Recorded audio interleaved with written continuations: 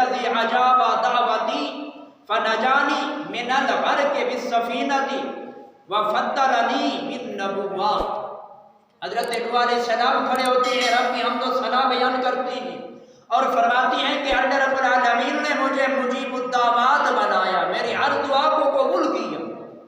یہ شر مجھے عطا فرمایا۔ اور پھر رب العالمین نے کشتی کے ذریعے ہمیں نجات عطا فرمائی اور رب نے مجھے نبوت عطا فرما کے بہت بڑی فضیلت عطا فرمائی۔ تو اس کے بعد حضرت سیدنا موسیٰ کلیم اللہ علیہ السلام رب کے لاڈلے پیغمبر کھڑے ہوتے ہیں، رب کی حمد و ثنا بیان کرتے ہیں کہ الحمدللہ الذی کلمنی تکلیما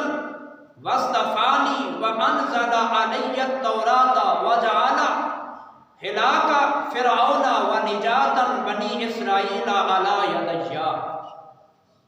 حضرت سیدنا موسیٰ کلیم اللہ علیہ السلام انبیاء سے مخاطب ہوتے ہیں اور فرماتے ہیں کہ تمام تعریفیں رب کے لیے ہیں، تمام ثنائیں اللہ کے لیے ہیں کہ رب العالمین نے مجھے یہ معجزہ عطا فرمایا، میرے اوپر یہ کرم فرمایا، مہربانی فرمائی کہ کلمنی، رب نے مجھ سے کلام فرمایا، بلا واسطہ رب نے ڈائریکٹ میرے ساتھ بات کی، واصطفانی، اور رب العالمین نے مجھے اپنے ساتھ کلام کرنے کے لیے چن لیا، اور فرمایا کہ وَأَنزَلَ عَلَيَّ التَّوْرَاۃ، اور رب نے مجھے تورات عطا فرمائی، وَجَعَلَ هَلَاكَ فِرْعَوْنَ، اور فرمایا کہ رب نے میرے ذریعے فرعون کو ہلاک فرمایا،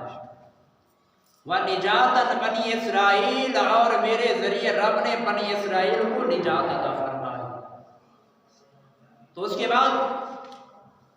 اور رسول پیغمبر اپنی اپنی واقعی کے ساتھ اپنے اپنے خطبے ارشاد فرماتے رہے، آتے رہے، جاتے رہے۔ تو حضرت سیدنا ابراہیم علیہ السلام کی باری آتی ہے، تو حضرت سیدنا ابراہیم علیہ السلام رب العالمین کی حمد و ثنا بیان کرتی ہیں کہ الحمدللہ الذی اتخذنی خلیلا وآتانی ملکا عظیما واصطفانی بالرسالۃ وانقذنی من النار وجعلها علی بردا وسلاما۔ حضرت سیدنا ابراہیم خلیل اللہ علیہ السلام اپنا خطبہ ارشاد فرماتے ہوئے رب کی حمد و ثنا بیان کرتے ہیں اور فرماتے ہیں کہ رب نے کرم فرمایا کہ مجھے اپنا خلیل بنایا۔ دیکھو یہ رب نے ہر ایک نبی کو یہ منصب عطا فرمائے، کسی کو کلیم بنایا، کسی کو خلیل بنایا، کسی کو روح بنایا، کسی کو صفی بنایا، کسی کو ذبی بنایا، یہ رب نے اپنے پیغمبروں کو یہ منصب عطا فرمائے۔ تو حضرت سیدنا ابراہیم علیہ السلام فرماتی ہیں کہ رب نے مجھے اپنا خلیل، اپنا دوست بنایا،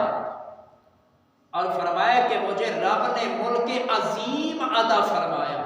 یعنی کہ بادشاہت بھی عطا فرمائی، اور پھر فرمایا کہ واصطفانی بالرسالہ، اور رب کریم نے مجھے رسالت کے لیے، رسول بنانے کے لیے چن لیا،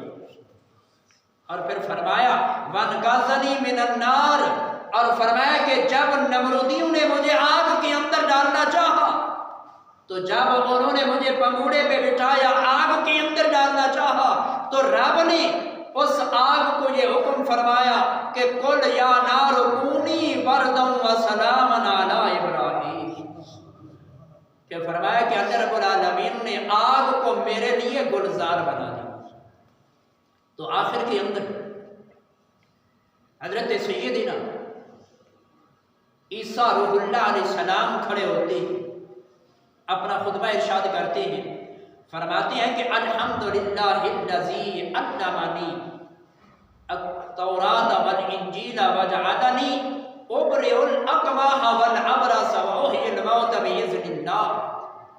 حضرت عیسیٰ علیہ السلام فرماتے ہیں کہ اللہ رب العالمین نے مجھے تورات اور انجیل کا علم عطا فرمایا،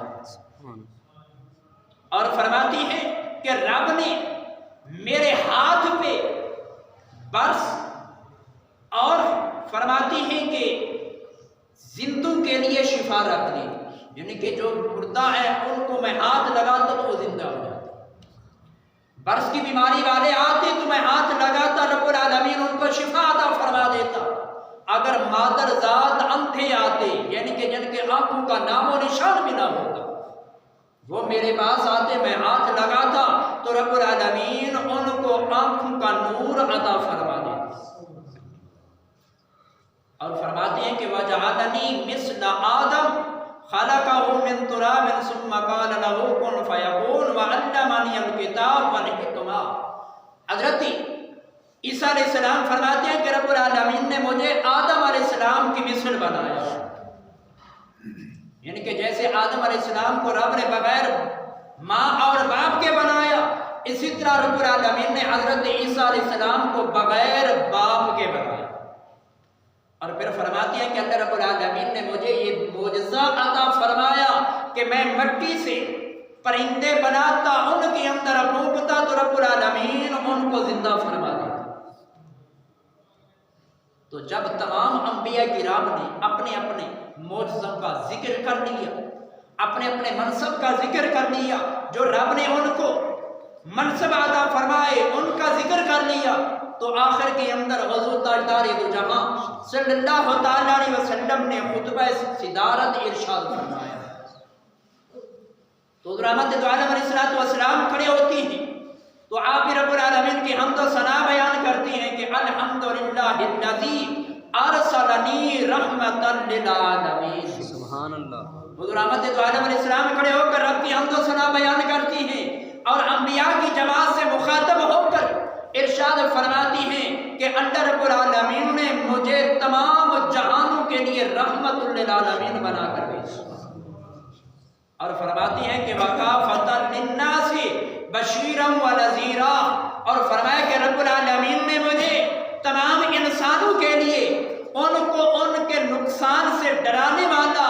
اور ان کے فائدے کی ان کو خوشخبری دینے والا بنا کر بھیجا۔ اور آگے فرمایا وَأَنزَلَ عَلَيَّ الْفُرْقَانَ فِيهِ تِبْيَانًا لِكُلِّ شَيْءٍ، اور فرمایا کہ رب العالمین نے مجھے فرقان یعنی قرآن عطا فرمایا کہ جس کے اندر ہر چیز کا ذکر موجود ہے۔ اور پھر فرمایا وَجَعَلَ أُمَّتِي خَيْرَ أُمَّةٍ أُخْرِجَتْ لِلنَّاسِ، کہ رب نے کرم فرمایا کہ مجھے ایسے امت عطا فرمائی جو امت خیرہ بن کر آئی، اور فرمایا کہ اللہ رب العالمین نے تمام لوگوں کے لیے میری امت کو خیرہ امت بنا دیا۔ اور آگے فرمایا کہ وَجَعَلَ أُمَّتِي أُمَّةً وَسَطًا وَجَعَلَ أُمَّتِي هُمُ الْأَوَّلُونَ وَهُمُ الْآخِرُونَ وَشُرِحَ لِي صَدْرِي وَوُضِعَ عَنِّي وِزْرِي وَرَفَعَ لِي ذِكْرِي وَجَعَلَنِي نَاصِحًا وَخَاتِمًا۔ حضور احمد دو عالم علیہ السلام نے ارشاد فرمایا کہ اللہ رب العالمین نے مجھے امتی وسطہ عطا فرمائی کہ جس کا ظہور تو تمام امتوں سے آخر کے اندر ہوا ہے، لیکن کل قیامت کے دن حساب و کتاب کے بعد سب سے پہلے میری امت جنت کے اندر داخل ہوگی۔ اور پھر فرمایا کہ رب العالمین نے میرے لیے میرے سینے کو وسیع کر دیا، اور پھر فرمایا کہ رب کریم نے میرے ذکر کو بلند فرما دیا۔ تو اس لیے دیکھ لو کہ ہر آنے والا لمحہ حضور احمد دو عالم علیہ السلام کے لیے پہلے لمحے سے بہتر آ رہا، کیونکہ رب کا یہ وعدہ ہے کہ وَلَلْآخِرَةُ خَيْرٌ لَكَ مِنَ الْأُولَىٰ، کہ پیارے محبوب آپ کے لیے ہر آنے والا لمحہ پہلے لمحے سے بہتر ہو۔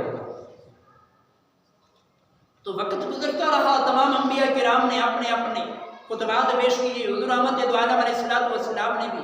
اپنا جب یہ خطبہ پیش کیا تو حضرت سیدنا ابراہیم علیہ السلام اس مجمع میں سے کھڑے ہوتی ہیں، کھڑے ہو کر حضور احمد دو عالم علیہ السلام کا ہاتھ پکڑتی ہیں، ہاتھ پکڑ کر بلند کرتی ہیں اور فرماتی ہیں کہ اے انبیاء کی جماعت، بِحَاذَا فَضْلُكُمْ محمد صلی اللہ علیہ وسلم، انہی فضائل کی وجہ سے اللہ رب العالمین نے محمد مصطفیٰ کو ہم سے زیادہ فضیلت عطا فرمائی۔ تو اس لیے اعلیٰ حضرت فرماتی ہے کہ سب سے اعلیٰ و اولا ہمارا نبی، سب سے بالا و اعلیٰ ہمارا نبی، اس لیے فرمایا کہ خلق سے اولیاء، اولیاء سے رسول، خلق سے اولیاء، اولیاء سے رسول، اور رسولوں سے اعلیٰ ہمارا نبی۔ تو اعلیٰ حضرت نے حضرت ابراہیم علیہ السلام کے اس قول کی ترجمانی کی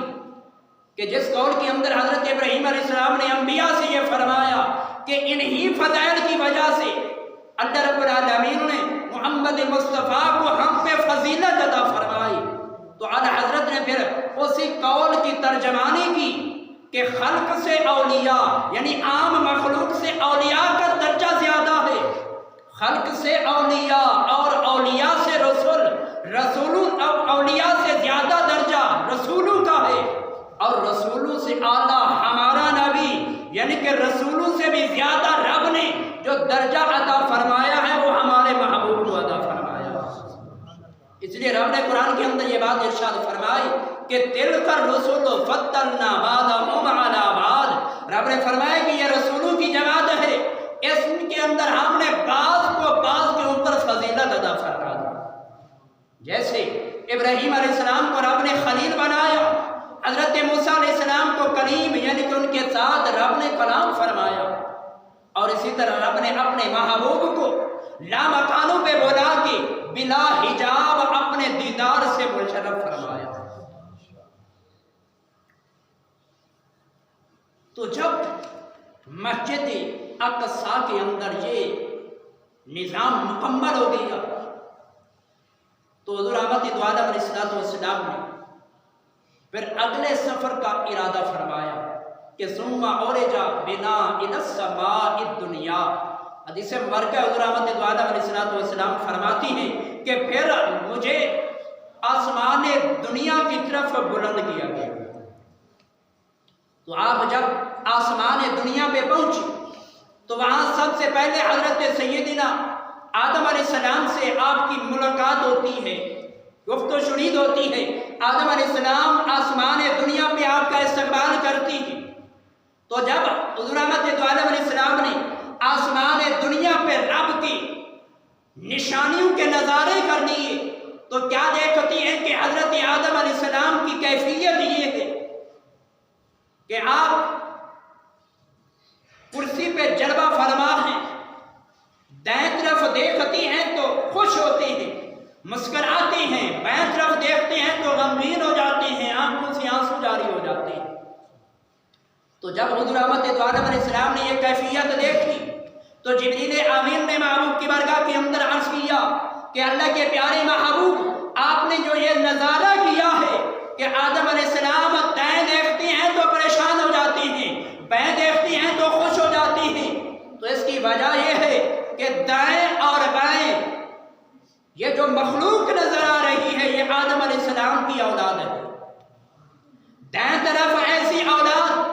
کہ جنہوں نے جو رب العالمین نے ہر امت کے لیے جو قوانین نازل فرمائے ان قوانین کے اوپر عمل کیا، تو رب العالمین نے دائیں طرف والی مخلوق کو، آدم علیہ السلام کی اولاد کو جنتی بنا دیا۔ تو جب آپ دائیں طرف دیکھتی ہیں تو خوش ہوتی ہیں، یعنی کہ ان لوگوں نے ہمارے بتائے ہوئے طریقے کے اوپر عمل کیا ہے تو رب نے ان کو جنت عطا فرما دی ہے، جنتی بنا دیا ہے، تو اس لیے آدم علیہ السلام ان کو دیکھ کر خوش ہو جاتے ہیں، اور جب بائیں طرف دیکھتی ہیں تو غمگین ہو جاتی ہیں، یعنی کہ یہ ایسی اولاد نامراد ہے کہ جنہوں نے ہمارا کہا نہیں مانا، ہمارے نقش قدم پہ نہیں چلے، جو طریقے، جو مسائل، جو وسائل یا جو احکامات ہم رب کی طرف لے کر ان کے لیے آئے، انہوں نے ان احکامات کو نہیں اپنایا۔ تو آج ہم بھی اپنے اپنے گریبان کے اندر جھانکیں اور دیکھیں کہ کیا ہم انبیاء کے بتائے ہوئے طریقے کے اوپر عمل کر کے آدم علیہ السلام کی ایسی اولاد کے اندر شمار ہیں جو دائیں طرف ہے، یا ہم احکامات کو پس پشت ڈال کر ان احکام کی خلاف ورزی کر کے اللہ اور اللہ کے رسول کی حکم کی خلاف ورزی کر کے کہیں ایسی آدم علیہ السلام کی اولاد کے اندر تو ہمارا شمار نہیں کہ جو آپ کے بائیں طرف ہے۔ تو حضور احمد علیہ السلام نے رب کے نظارے کی، نشانیاں دیکھی، تو اگلے آسمان کی مختلف انبیاء سے ملاقاتیں ہوتی تھی. تو چھٹے آسمان پہ حضرت سیدنا موسیٰ کلیم اللہ علیہ السلام سے ملاقات ہوتی ہے. حضرت موسیٰ علیہ السلام آپ کا استقبال کرتی ہیں. اور پھر آگے ساتویں آسمان پہ حضرت سیدنا ابراہیم خلیل اللہ علیہ السلام سے ملاقات ہوتی ہے. تو آپ علماء فرماتے ہیں کہ بیت المعمور کے ساتھ ٹیک لگائے بیٹھے. بیت المعمور رب نے فرشتوں کا کعبہ بنایا. جیسے بیت اللہ انسانوں کے لیے رب نے دنیا پہ کعبہ بنایا ہے، اسی طرح آسمانوں پہ رب نے بیت المعمور فرشتوں کا کعبہ بنایا ہے. لیکن فرق یہ ہے کہ دنیا کے اوپر جو کعبہ رب نے بنایا ہے، انسان زندگی کے اندر جتنا مرضی جتنی بار بھی جائے، جا کر اس کا طواف کر کے آئے، زیارت کر کے آئے. لیکن بیت المعمور جو فرشتوں کا کعبہ ہے، جو فرشتہ ایک بار اس کی زیارت کر کے آیا ہے، قیامت تک باری نہیں آئے. تو حضرت ابراہیم علیہ السلام سے ملاقات ہوتی ہے. نیاز و نیاز کی جو باتیں ہوئی وہ کی. ساتویں آسمان پہ رب العالمین کی نشانیوں کے نظارے کیے. تو بیت المعمور کے اندر آپ تشریف لے گئے. تو جبریل امین محبوب کی بارگاہ کے اندر عرض کرتی ہیں کہ اللہ کے پیارے محبوب، رب نے مجھے بیت المعمور کا امام و خطیب بنایا ہے. رب نے تمام فرشتوں کا مجھے استاد اور تمام فرشتوں کا مجھے امام اور خطیب بنایا ہے. یہ میری جگہ ہے. آپ مہربانی فرماؤ کہ اس جگہ کے اوپر بھی دوگانہ ادا فرما کے اس جگہ کو بھی مشرف فرما دو. تو سامعین، حضرت سیدنا جبریل امین حضور احمد دو عالم علیہ السلام کی بارگاہ کے اندر جب یہ عرض کرتی ہے تو رب العالمین کے حکم کے مطابق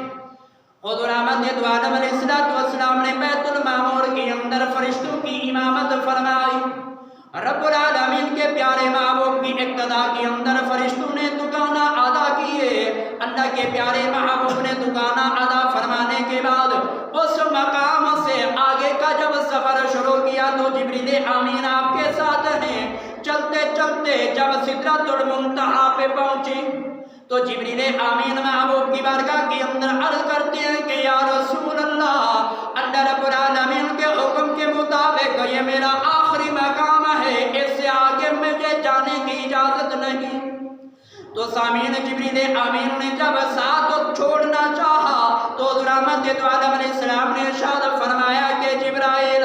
یہ یاری کے خلاف یہ بات ہے کہ تم دنیا سے لے کر مسجد حرام سے لے کر مسجد اقصیٰ تک، مسجد اقصیٰ سے لے کر آسمان دنیا تک، آسمان دنیا سے لے کر دوسرا تیسرا ساتویں آسمان تک جنت کی سیر کی تو ساتھ تھا، جہنم کا نظارہ کیا گیا تو میرے ساتھ تھا، اور ہم نے بیت المعمور کی سیر کی تو وہاں بھی ہمارے ساتھ تھا. پھر ہم نے وہاں سے جب اوپر کی سیر شروع کی، سدرۃ المنتہا تک کے جتنے طبقات آئے، جتنے مقامات کی رب نے ہمیں سیر کرائی، اپنی نشانیاں دکھائیں تو ہمارے ساتھ تھا. لیکن جب آگے کے جانے کا وقت آیا تو ساتھ کیوں چھوڑ رہا ہے؟ تو سامعین، جبریل امین نے جب یہ بات بتائی، حضور احمد دو عالم علیہ السلام نے جبریل امین سے فرمایا کہ اے جبرائیل، میں نے یہ سنا ہے کہ تیرے 600 پر ہیں اور اتنی تو طاقت رکھتا ہے کہ آنے وحد کے اندر ادھر اگر حضرت سیدنا ابراہیم خلیل اللہ علیہ السلام کو نمرودی آگ کے اندر ڈال رہے ہوں، ادھر رب العالمین تجھے حکم فرمائے کہ اے جبرائیل جا کر آگ کو میرا پیغام پہنچاؤ، تو آنے واحد کے اندر سدرۃ المنتہا سے دنیا کے اندر جا کر ابراہیم علیہ السلام کے آگ کے اندر جانے سے پہلے اس آگ کو رب کا یہ پیغام پہنچاتے ہو کہ قُلْنَا يَا نَارُ كُونِي بَرْدًا وَسَلَامًا